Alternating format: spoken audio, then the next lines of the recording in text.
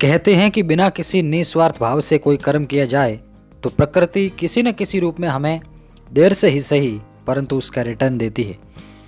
आज की कहानी ही कुछ ऐसी है। ये एक सच्ची घटना है और हमारे लिए इसमें क्या लर्निंग हो सकती है, हम क्या सीख सकते हैं, जानने के लिए पूरा वीडियो देखें। किस्से कहानियाँ सिर्फ सुनने के लिए नहीं होते, उनसे कुछ सीखा जा सकता है।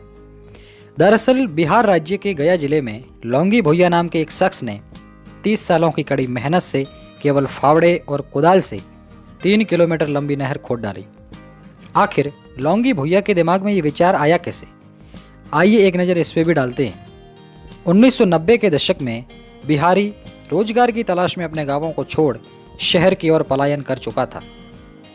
गांव में खेती बड़े स्तर पर हो सकती थी, लेकिन गांव में पानी न होने की वजह से खेती करना मुश्किल था। ऐसे में लौंगी भुइया के दिमाग में विचार आया कि अगर गांव में पानी रुकने की व्यवस्था हो जाए तो खेती मजबूत हो सकती है और वो अपनी माटी को छोड़ युवाओं का जत्था शहरों की ओर पलायन कर रहा है, उसे भी रोका जा सके।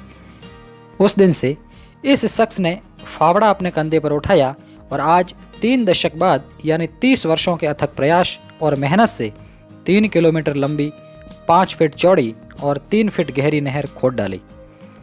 अब जबकि बारिश का पानी पहाड़ों से निकलकर बर्बाद नहीं होता, बल्कि ये सीधे लौंगी भुइया की बनाई हुई नहर के रास्ते गांव के तालाब में इकट्ठा हो जाता है।